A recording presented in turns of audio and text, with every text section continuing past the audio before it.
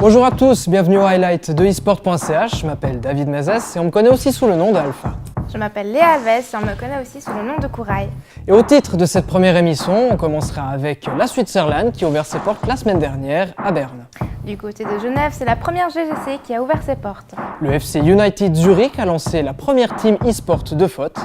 Le développeur Riot Brad Wenban nous parle de sa profession. Et on finira avec un portrait de Maniac qui nous explique comment il a géré sa carrière.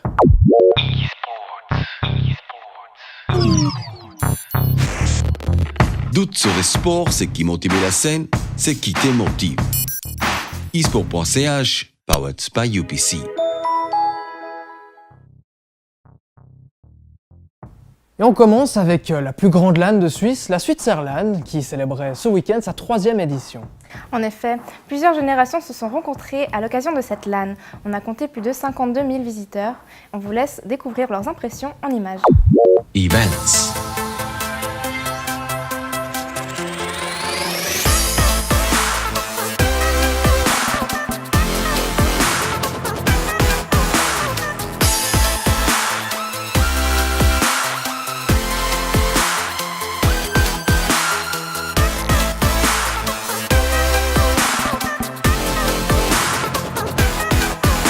Hallo zusammen, heute ist Samstag, zweitletzter Tag von der Switzerland 2016.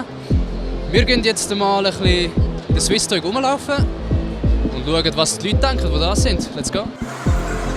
Wieso sind ihr da? Was war der Grund, hierher zu kommen für euch? Wir haben ja gerne Spiele und Games und wir waren ja schon letztes Jahr hier und wir wollen es irgendwie ein bisschen weiterführen. Was ist das für ein geiler Hut? Der ist von League of Legends, der Ramos.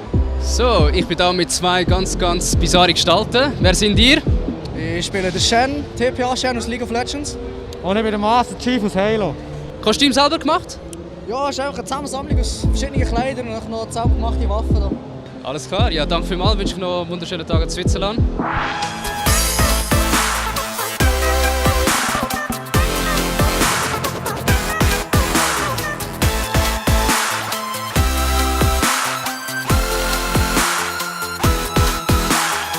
Czetsch, Exactly. welcome.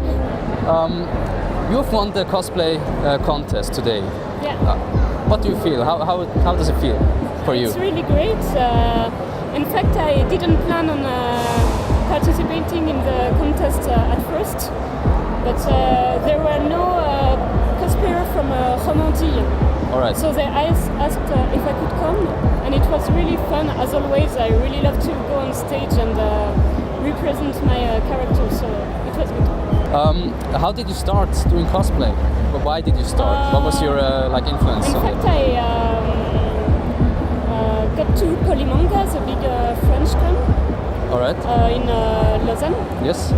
and I just went to see the contest. I didn't know anything about cosplay at this time, and I was like, oh, it's so good, making costumes and going on stage, because I always liked creative things. So I don't know, I decided I want to do this too, and I tried it the next year. That's very awesome. Ja, das ist für uns Cosplay-Wettbewerb Gewinnerin von 2018 Switzerland. Einmal.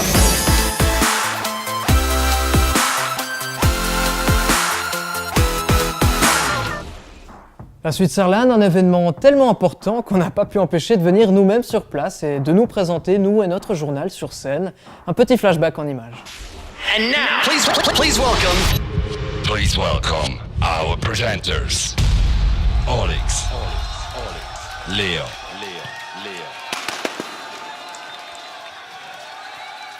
What's happening Switzerland 2018? Mein Name ist Alexander Fuchs, aka Axel. Ich bin Moderator bei esports.ch und das ist meine wunderbare Kollegin Léa Alves, aka Kouraï. Danke Alex. Bonjour à tous, je suis Léa Alves et comme vous pouvez le voir, je parle français, je m'occupe de la partie française de notre émission esports.ch dont je vais vous parler un peu plus après. Aber Alex, was ist überhaupt E-Sports? E-Sports, gute Frage.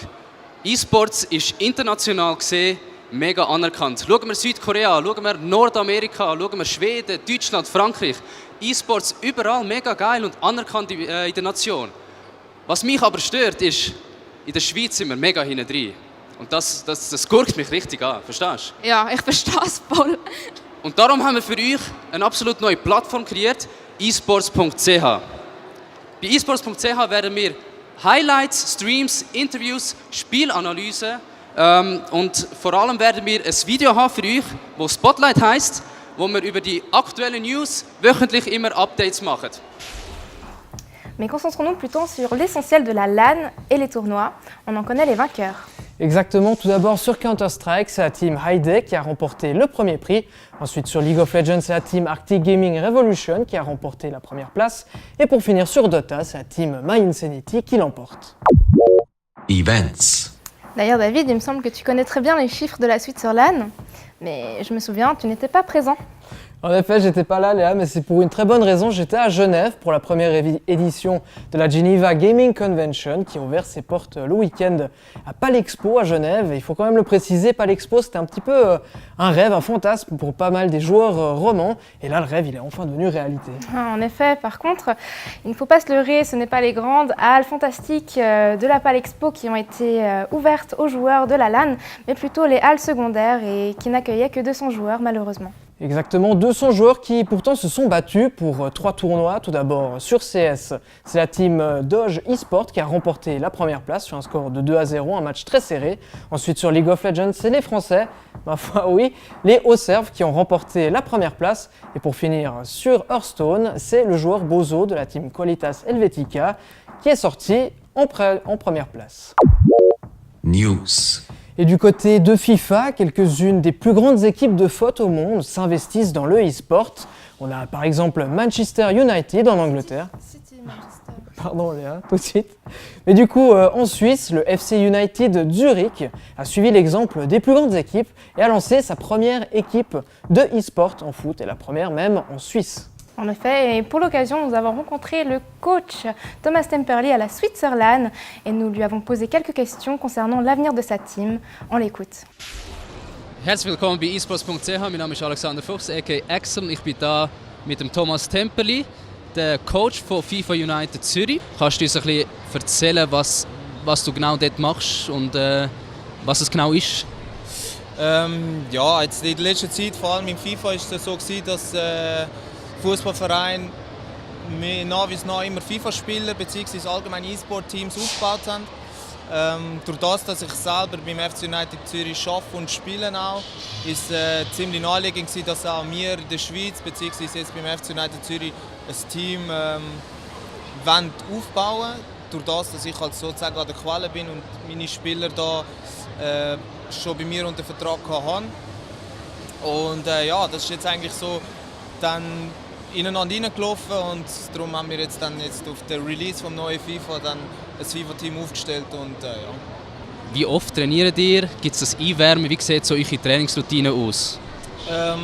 Ja, jetzt vor allem wenn ein neues Spiel rauskommt, wie jetzt FIFA 17, dann ist natürlich das Trainingspensum noch um einiges höher als dann später. Ich denke jetzt mal, momentan sind es so 3-4 Stunden Minimum, wo wir täglich gezielt trainieren, wo wir spielen. Und das wird sich dann mit der Zeit, wenn man sich die Basics angeeignet hat, wenn man das Spiel dann dementsprechend ein bisschen Intus hat, Spielzeug und all das Zeug sitzt, dann wird es vielleicht, ich sage jetzt mal, zwischen 15 und 20 Stunden pro Woche sich belaufen, wie viel das wir spielen sozusagen. Und ja, das Training sieht eigentlich so aus, dass man zuerst einmal am Anfang jetzt auch wieder von der Version einfach viel spielt, dass man die Routine bekommt, dass man viele Situationen erlebt, wie die Spieler sich bewegen, wie die neuen Features, die das Spiel dir gibt, wie sich dich anfühlen, dass du das einfach trainierst. Und dann werden wir natürlich spezifisch Standardsituationen anschauen. Dann gibt es auch die Möglichkeit, dass man zum Beispiel so trainiert, dass einer die ganze Zeit angreift, das ganze Spiel an, und der andere verteidigt. Das heisst, du greifst mich jetzt zum Beispiel 45 Minuten lang an und immer wenn ich den Ball erobere, spielt er dann zurück. So hast du einfach die Frequenz höher von den Angriff und kannst ein bisschen gezielter deine Angriffsauslösungen üben und der andere dementsprechend aber auch die Verteidigung. Du bist ja jetzt der Coach. Vorher bist du, oder immer noch bist du der erfolgreichste FIFA-Spieler der Schweiz. Wieso der Wechsel von Spieler zu Coach? Ja, ich bin jetzt schon 12 Jahre dabei. Ich habe schon ein paar Weltmeisterschaften, Europameisterschaften gespielt, bin ziemlich viel herumgereist. für mich hat sich dort der Hunger nach Erfolg bzw. die Turnierlandschaft und so, ich habe es nicht gesehen, aber es reizt mich nicht mehr dort viel zu spielen und die Zeit zu investieren, die es braucht, um wirklich ganz oben mitzuspielen. Ich sage immer so, wenn ich etwas mache, dann versuche ich es so zu machen, dass ich auch ganz oben mitheben könnt. Mit dem Aufwand, den ich jetzt müsste betreiben müsste, um dort oben zu sein, das wäre ein bisschen viel. Darum gebe ich jetzt meinen Jungs die Erfahrung, die ich gemacht habe, die gebe ich ihnen weiter. Ich gebe ihnen Tipps, ich schaue mit ihnen das Spiel an, wenn sie Fragen haben oder irgendwie das Training optimieren wollen, schaue ich mit ihnen Replays an.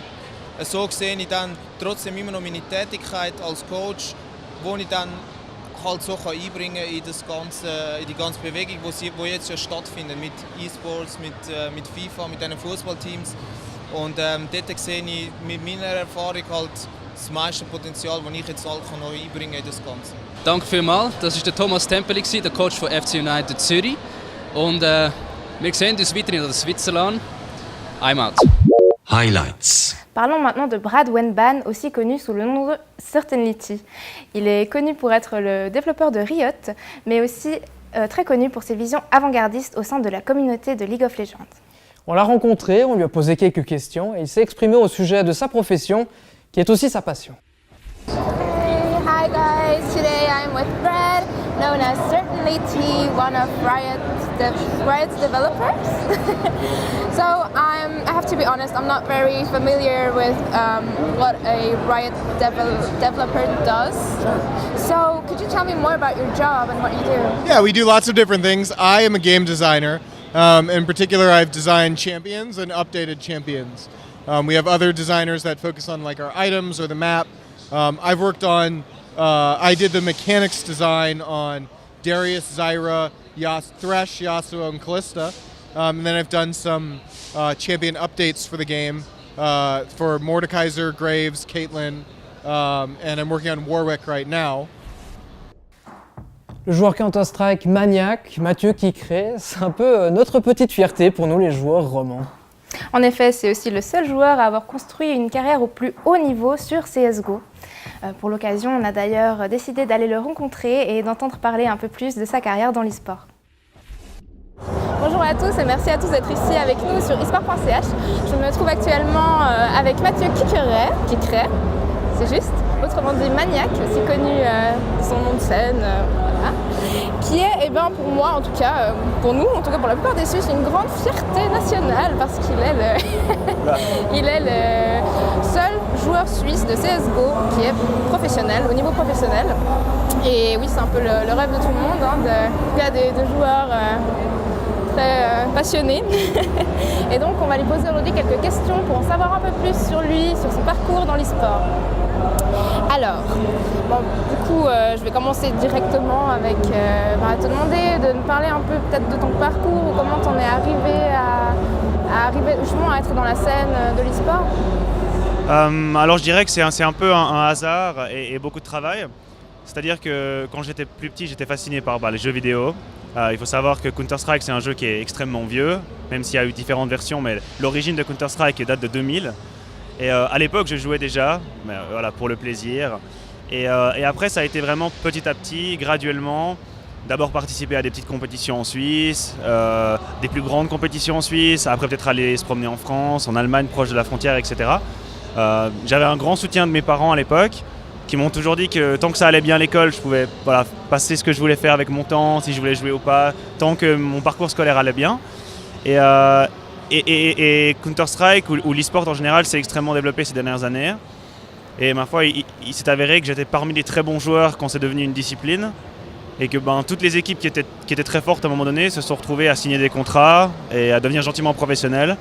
Et après, ça a été vraiment un cercle dans le sens où les compétitions avaient de plus en plus d'argent à proposer en cash prize, donc de plus en plus de gens regardaient, donc de nouveaux sponsors arrivaient. Donc voilà, c'est un peu une dynamique positive qui s'est enclenchée depuis quelques années. Et chance et travail, je me suis retrouvé au milieu de l'ouragan, quoi. Parmi tout ce travail et cette persévérance que tu as dû accomplir, quelle est pour toi ta plus belle réussite que ce soit, je sais pas, dans un match peut-être, ou vraiment ton highlight pour ça, est-ce que tu as quelque chose vraiment Si, j'ai toujours un moment en tête, je pense. Dans Counter-Strike, 3 fois par année, on a des tournois qu'on appelle des majors, donc qui sont un peu l'équivalent des grands chelems du tennis, voilà, le Wimbledon, le Roland Garros, etc. Et en été 2014, j'étais avec une équipe française, on était à Cologne pour un de ces tournois voilà, majors. Et malgré qu'on était une bonne équipe, on n'était pas forcément considérés comme des top contenders pour gagner le tournoi. Voilà, on était juste une bonne équipe. Et en quart de finale, on a joué contre Virtus Pro, qui était une équipe polonaise extrêmement forte, connue de toute la communauté du jeu vidéo, etc. Et on a réussi à les battre 2-0, 2 maps extrêmement serrées, je pense 16-13, 16-14. Et voilà, je pense que je me souviendrai toute ma vie du moment où on s'est levé sur la scène en réalisant qu'on les avait battus et qu'on avait accédé à la demi-finale d'un grand chelem, ce qui est énorme à niveau de Counter-Strike. Et voilà, le moment où, quand tu gagnes ces matchs à pression, tu as un tel niveau d'adrénaline et de peu importe quelle drogue dans ton corps qui fait que tu es heureux, qui dépasse tous les seuils. Et c'est vrai que c'est des moments qui sont extrêmement forts en émotion. Et je pense que c'est ça qu'on recherche quand on joue aux vidéos, c'est que quand tu goûtes un peu à ces moments d'adrénaline pure, voilà, c'est une sorte d'addiction, tu as envie de les revivre, tu as envie de retourner sur scène, tu as envie de regagner des grands matchs. Donc voilà, je pense battre Virtus Pro à Cologne en 2014, c'était mon plus beau moment dans ma carrière. D'accord. En tout cas, ouais, félicitations. Je crois qu'à ce moment-là, justement, je n'étais pas encore trop dans l'e-sport et du coup, j'ai pas suivi ce... Je suis désolée, mais en tout cas, voilà, c'est super. Alors où est-ce que j'en suis? Oui, il y a une grande question justement que sûrement beaucoup d'étudiants se posent vu que justement tu as fini ton master l'année passée, il me semble. Ouais. Mais comment est-ce que tu as fait pour allier études et tes entraînements justement intensifs? Alors je pense que ça requiert beaucoup de conditions. Déjà, en général, quand tu es au niveau master, tu as un petit peu plus de liberté dans tes cours, plus de travail à la maison. Voilà, donc je pouvais aussi me permettre de m'organiser. C'est pas comme si je devais être présent 5 jours par semaine à l'université, voilà, etc. Je pense que ça requiert une énorme organisation, une grande volonté aussi. C'est-à-dire que ça m'est arrivé de manière très régulière de devoir réviser des examens dans les avions. Voilà, partir aux États-Unis, tu as 12 heures d'avion. Et ben, tu sais qu'au retour, tu auras un examen à 8h du matin et il te reste 12 heures pour apprendre et tu n'as pas le choix, quoi. Tu ne peux pas regarder un film ou dormir, tu dois étudier. Donc, vu que tous les moments que tu passes aux jeux vidéo, c'est des moments où tu n'étudies pas, ça fait que ce qui te reste de temps libre, ben, ça disparaît quasiment, quoi. Les moindres petits temps libres que tu peux trouver entre tes études et CS, et ben, tu révises. Tu révises et ça demande beaucoup de temps, beaucoup de volonté, mais... Sachant que l'e-sport pour moi ça a été toujours quelque chose, un point d'interrogation, j'ai jamais vraiment su si ça allait se développer à long terme ou pas.